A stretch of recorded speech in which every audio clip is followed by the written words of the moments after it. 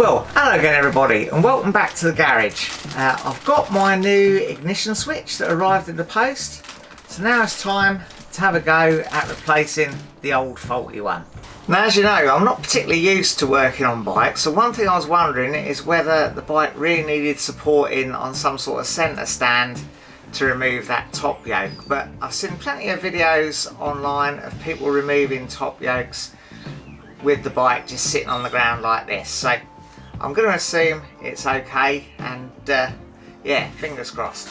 Now, my book is saying to remove this side panel. It says it's secured by a couple of screws, but I can't see any and it seems pretty loose.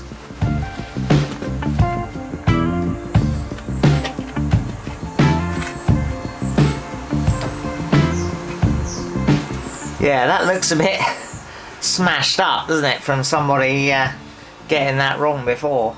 Now, my book also mentions the clips and things that hold this in place, but my bike only has a single cable tie, so I suspect someone's been here as well, but I'm going to cut that now so that I can remove everything when I'm ready to.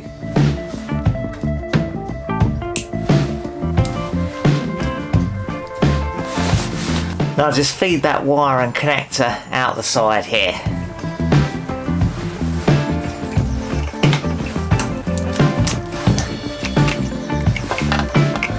Look at the state of it.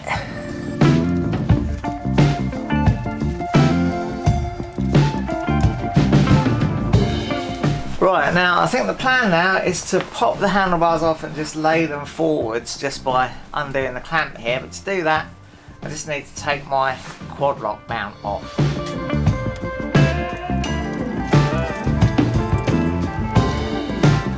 Oh, that's on there well.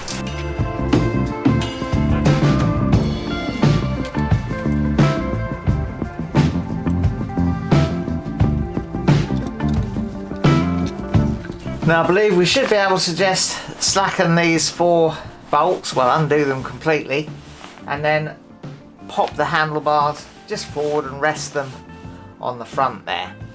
That's the plan.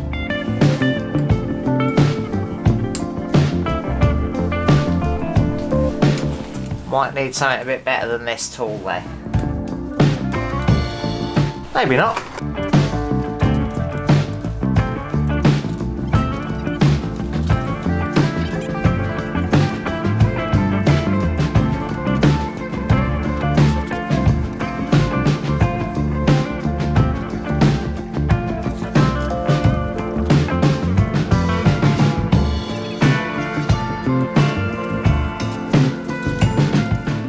Tea's gone cold.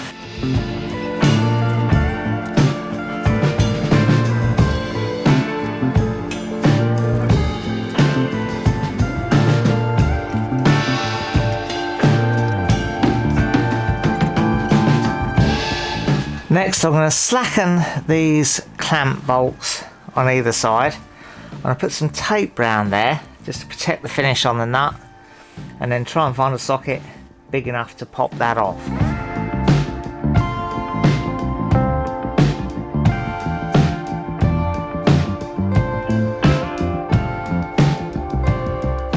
Well, unfortunately I haven't got a 38mm socket to fit that nut, so off to Halfords we go.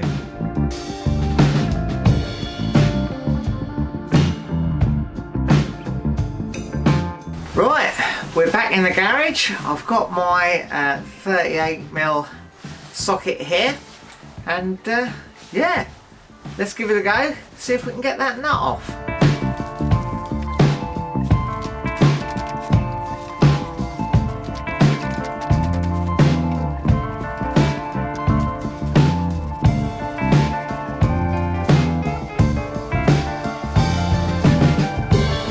Now there should be nothing else holding that yoke on, so it should just lift off.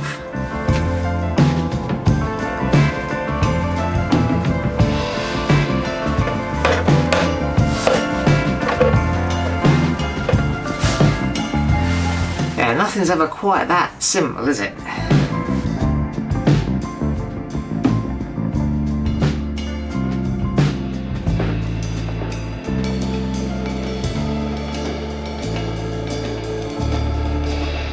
There we go, that works. Just tapping it up gently with the wooden handle of this rubber mallet and my other little hammer.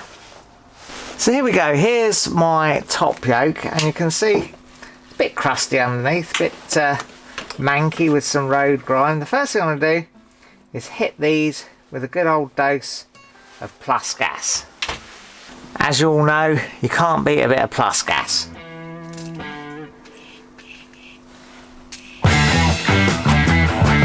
Then of course I'm going to clean it all up a bit with young Cameron's toothbrush.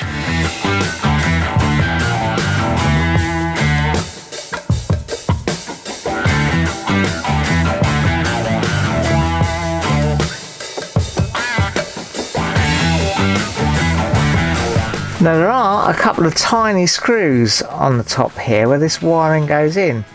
I wonder what I'll see if I undo them, because I'm pretty sure the actual lock itself is okay, it's just the wiring that's the problem. So you never know, I might be able to cannibalise the wiring of the new one into the old one. It's unlikely, but let's have a little look what's under here.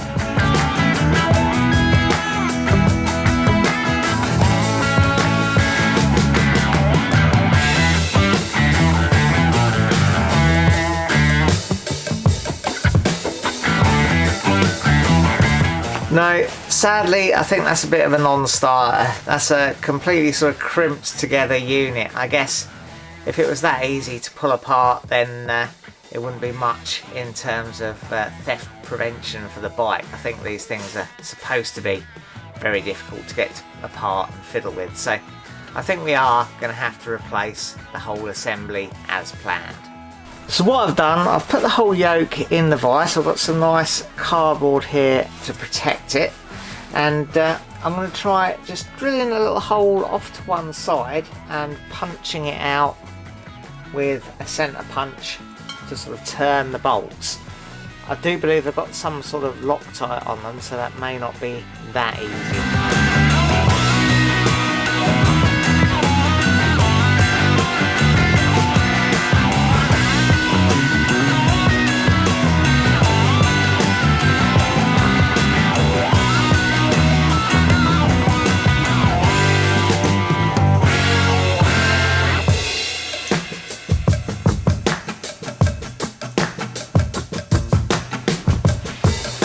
No, that's not working at all for me, unfortunately. I think I'm going to have to drill the heads of those bolts off.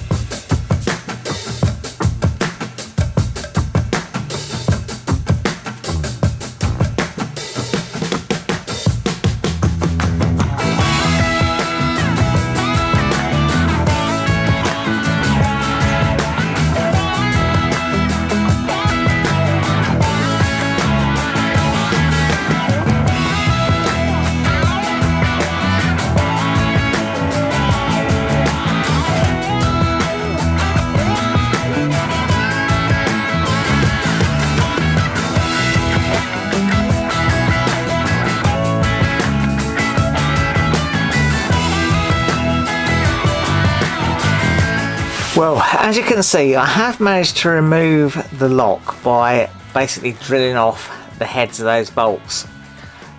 One of the bolt extractors did just about start to work on this one. Couldn't get a grip on it at all on that one.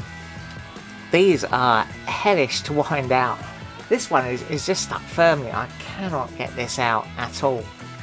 It's got that sort of red thread seal on it. I can see it on the new bolt. So yeah, I think that's what's got a grip there, stopping it coming out. It has wound out quite a bit, but now it's reached a point where it's just not winding out any further. So I'm working on the assumption that this is some sort of red Loctite that's holding this in. So the thing with red Loctite is heat, so I'm going to try heating it up a little bit with me blow mat.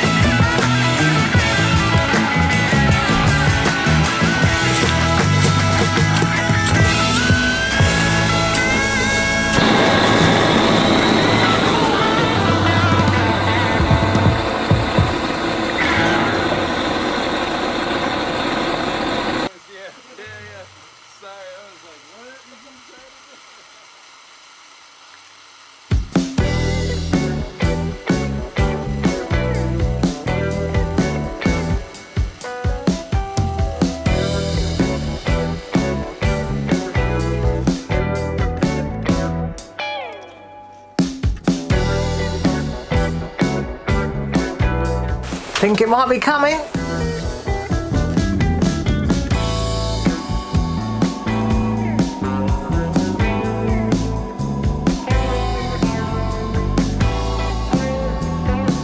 Whew, fantastic.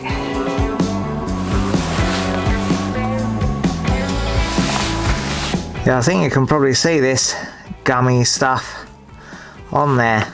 That's the Loctite, I guess. Yeah. What a game. Now I should say, of course, if you are doing this yourself, you definitely want to go steady with the heat. Don't go crazy with the heat, because in here there are little rubbery sort of bumper things to act as a bit of cushion for the handlebars. So you don't want to go crazy and start melting them. Just enough heat to free up that Loctite. Well, now we should be able to fit the new ignition switch. Should just bolt straight on there. We've got new bolts with the shear off head. They've got this weird star thing on, but I think we can get away with an 8mm socket. And we've got these little stainless washers which are offset and match the holes on there.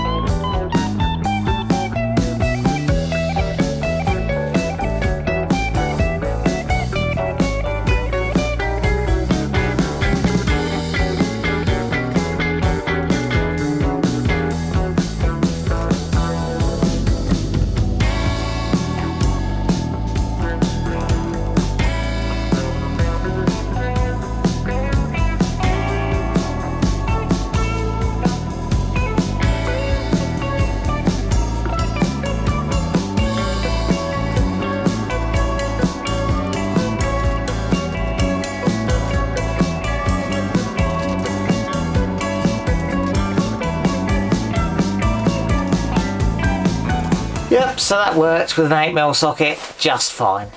So now we should be able to pop this yoke back on to the steering head.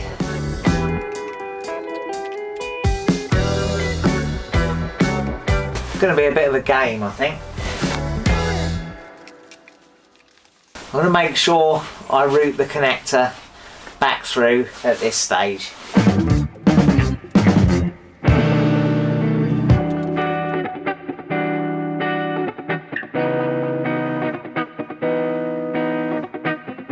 Now I'm going to fit that steering stem nut back on again and torque it up. 90 Newton meters, the book says.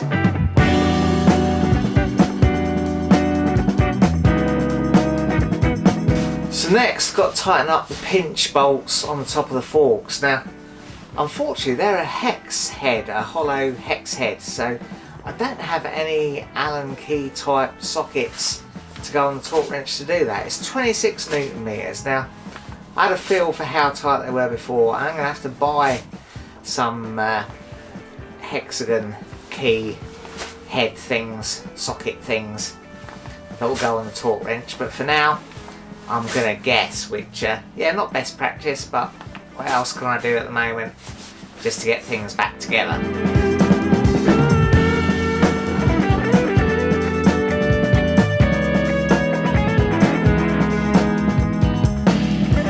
And now it's time to put the handlebar clamp back on. Now, my book doesn't have a torque setting for those, so just a reasonable tightness, I guess.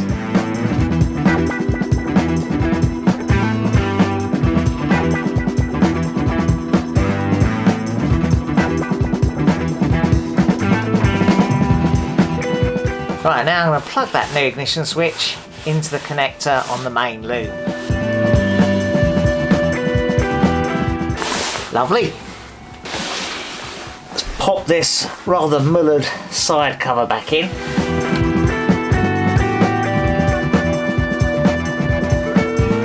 I'm going to put a cable tie around these again. I've made sure I'm on the opposite lock, so everything has got enough spare cable.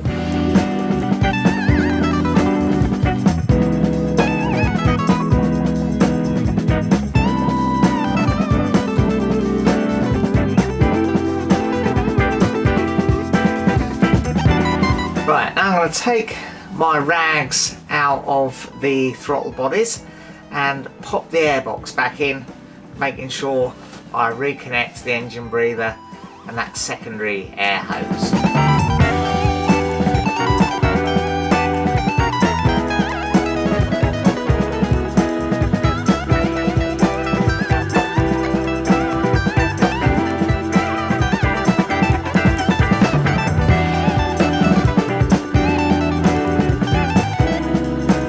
Next, I'm going to put back the intake ducts.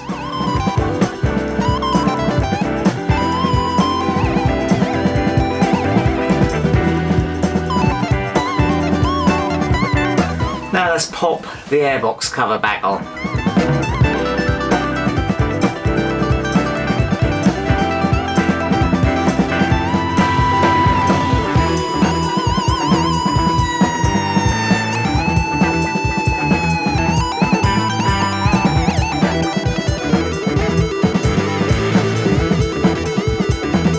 Remember all those dodgy bits of the loom?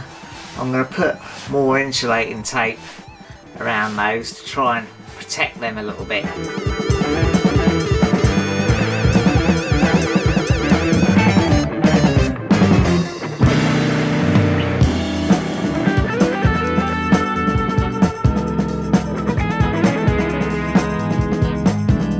Now I'm going to reconnect the ECU, the intake air temperature sensor, and mount the little relay rail back on top of the airbox.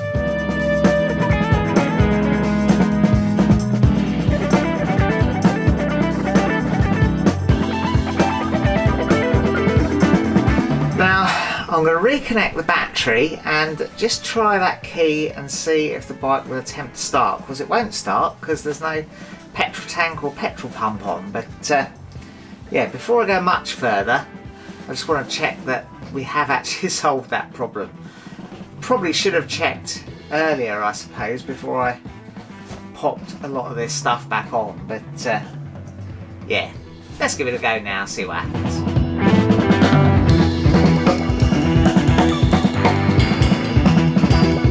Right, now this is my new key. Let's give it a shot.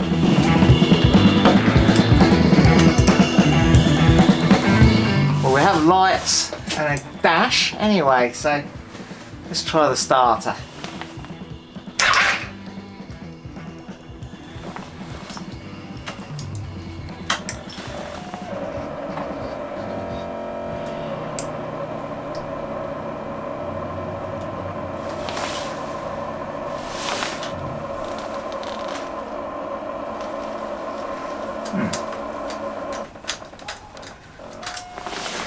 Well, the starter did briefly kick, didn't it? But not very much.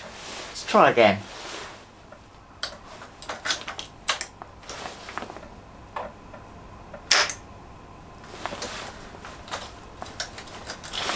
I wonder if perhaps that battery's not got very much in it. I'm going to hook up the jump pack to it and try once more. Right, well, I've got the jump pack hooked up. Let's give it a try.